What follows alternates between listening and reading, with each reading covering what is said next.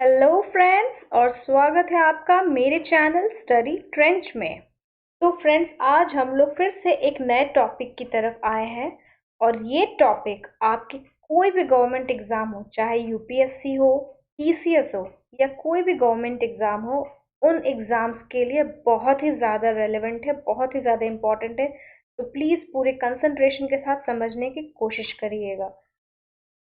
So our today's topic is India is elected as non-permanent member. Okay, permanent नहीं है, non-permanent member of UN Security Council for the period of 2021 to 2022.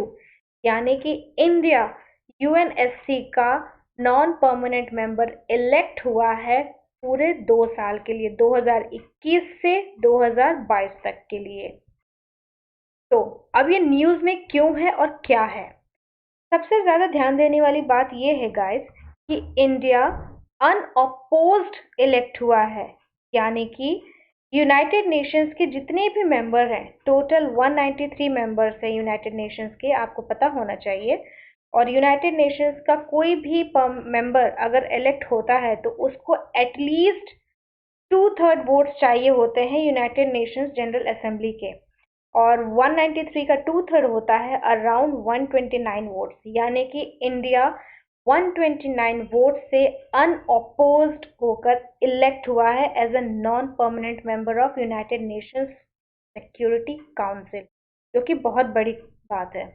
और किस seat के लिए elect हुआ है? Asia Pacific seat के लिए। आपको पता ही है कि इंडिया एशिया का हिस्सा है, एशिया एक कॉन्टिनेंट है और जो उसकी सीट का नाम है वो एशिया पैसिफिक सीट है। और पूरे 2 साल के लिए इलेक्ट हुआ है फॉर द ईयर 2021 टू 2022। और इस साल जो नॉन परमानेंट मेंबर्स का इलेक्शन हुआ है वो total 5 non permanent election members का इलेक्शन हुआ है, इसमें से पहला तो इंडिया को मिला है। अब आप लोग जानना चाह रहे होंगे कि बाकी 4 और कौन है, तो लेट मी टेल यू।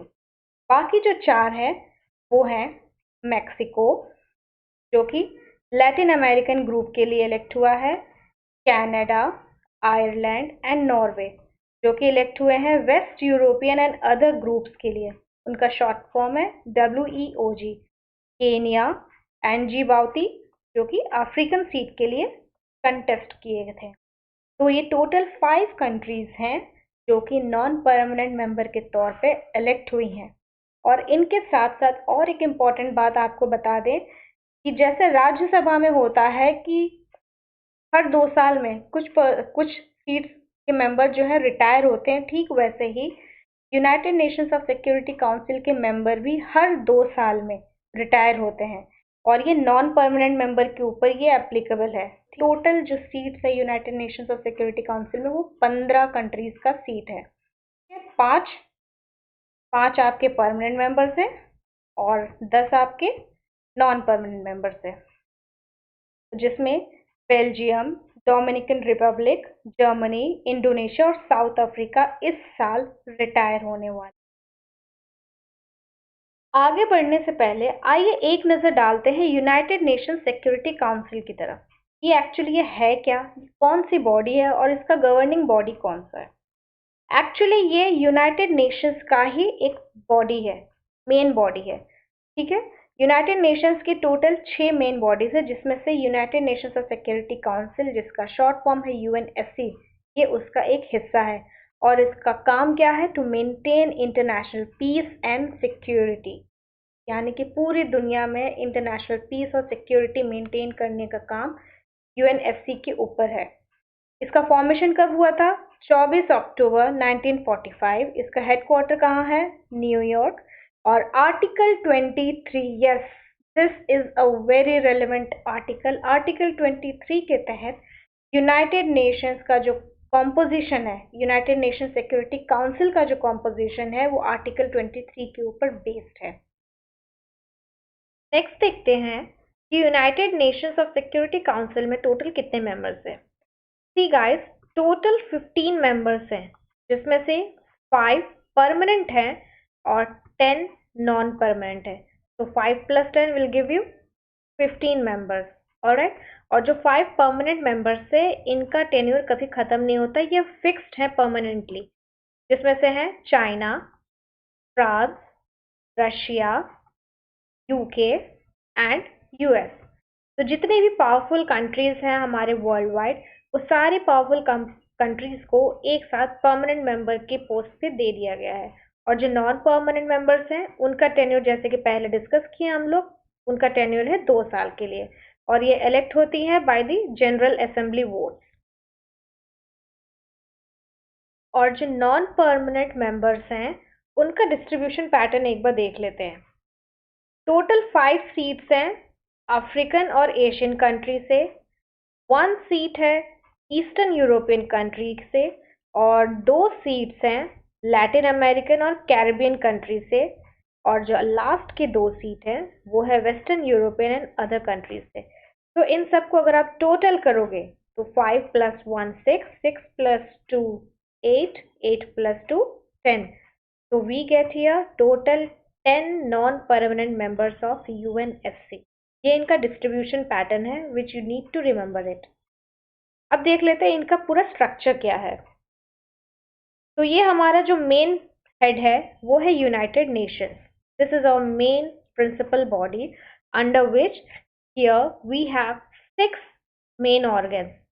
सबसे पहला Secretariat, Security Council, International Court of Justice, Trusteeship Council, Economic and Social Council और जनरल असेंबली, जिसमें हम लोग जो आज का हमारा जो डिस्कशन हो रहा है वो यूएन सिक्योरिटी काउंसिल के ऊपर है।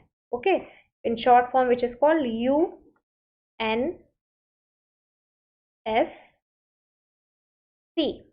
ऑलराइट, ये इसका शॉर्ट फॉर्म है।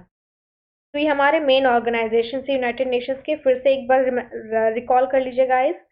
Secretariat, UNSC, international Court of Justice, Trusteeship Council, Economic and Social council and general assembly. इसके अलावा जो ILO, WHO वो उनके मेन ऑर्गन्स नहीं है, वो उनके सब ऑर्गन्स हैं। और लास्ट में हम पढ़ेंगे what is the significance of India's membership in joining UNSC। तो जैसे आपको पता है कि इंडिया एक highly democratic, largest democratic country in the world है, और किसी इतने बड़े डेमोक्रेटिक कंट्री का अगर UNSC में वो उसका मेंबर बना है तो ये ऑटोमेटिकली जायज़ है कि उसकी जो ताकत, उसकी जो स्ट्रेंथ है, उसकी जो वॉइस है वो ऑल ओवर द वर्ल्ड सुनी जाएगी। एक लार्जेस्ट डेमोक्रेटिक कंट्री अगर किसी एक इतने रेप्यूटेड ऑर्गेनाइजेशन की अगर मेंबर बनी है तो ऑफ कोर्स हमारी सारी बातें, हमारी सारी प्रॉब्लम्स जो है यूनाइटेड नेशंस में रखी जा सकती हैं। उसके अलावा क्या है कि क्योंकि पहले हम लोगों ने डिस्कस किया है कि इंडिया अनअपोज्ड इलेक्ट हुआ है as a non permanent member, तो ये लिहाजा ये जायज़ है कि जितने भी उसके अदर मेंबर्स हैं, यूनाइटेड नेशंस के जितने भी टोटल मेंबर्स हैं, 193 जो मेंबर्स थे, उसमें से 2/3 पॉपुलेशन जो है वो ऑफ कोर्स इंडिया का सपोर्ट की, यानी कि इंडिया को काफ़ी वर्ल्ड वाइड सपोर्ट मिल रहा है, जिससे उसकी कॉन्फिडेंस, जिससे उसके इंटरनेशनल रिलेशंस काफ़ी हद तक इम्प्रूव होने के चांसेस हैं।